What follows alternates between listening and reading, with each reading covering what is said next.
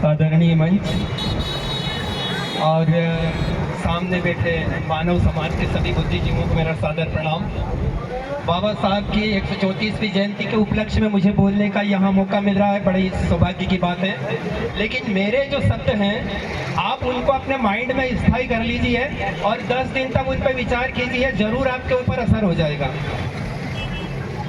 कर सको तो अपनी वाणी में असर करो, रुख हवाओं का बदल सको ऐसा हुनर पैदा करो।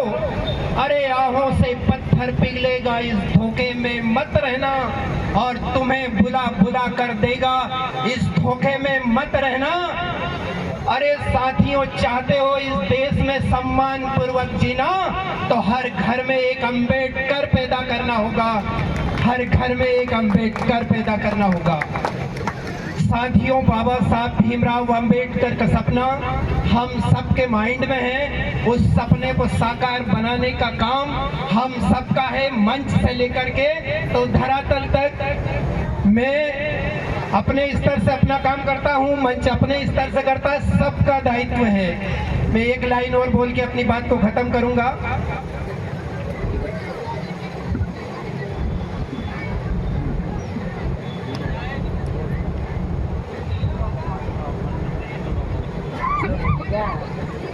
दोस्तों, जीवन में समस्याएं तो आती हैं, उन समस्याओं से डरना नहीं है।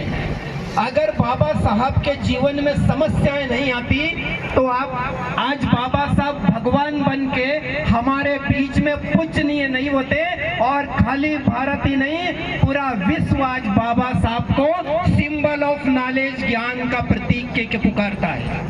हमारे घर का छोटा से छोटा बच्चा एक माहौल में पढ़ता है, उसको अगर अच्छी परवरिश दी गई तो वो भी बाबा साहब के चरणों की धूल अपने सिर में लगा करके बाबा साहब के मिशन को आगे बढ़ाने का काम करेगा। यही हमारा दायित्व होना चाहिए।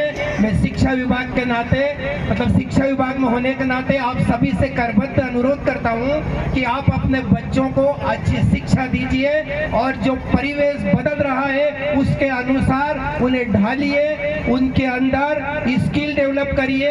21वीं सदी के 4 जीवन कौशल पे मैं अक्सर बात करता हूँ। पहला स्किल है कम्युनिकेशन, जिसको बोलते हैं बातचीत की कला।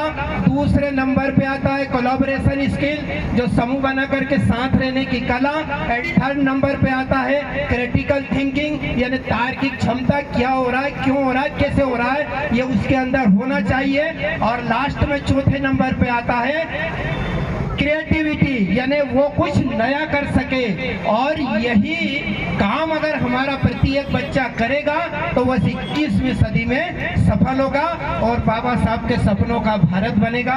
आप सबने मुझे सुना, बहुत अच्छा लगा, और बहुत बहुत धन्यवाद आप सभी को, मंच को। और जो हमारा यूथ टाइगर है, नाम से ही जैसे झलकता है यूथ टाइगर है, और टाइगर की तो पहचान आप सबको पता ही है। गूगल पे सर्च मारिए टाइगर का। एक छोटी सी बात और कह देता हूँ, हिरण बहुत तेज दौड़ता है, शेर से भी तेज दौड़ता है, लेकिन क्या कारण है कि हिरण का शिकार शेर कर लेता है।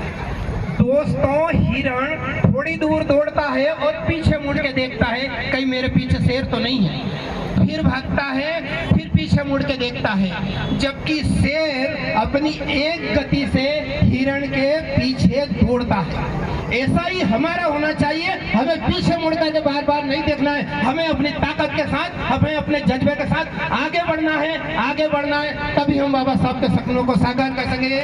जय भीम, जय भारत, नमो बुद्धाय।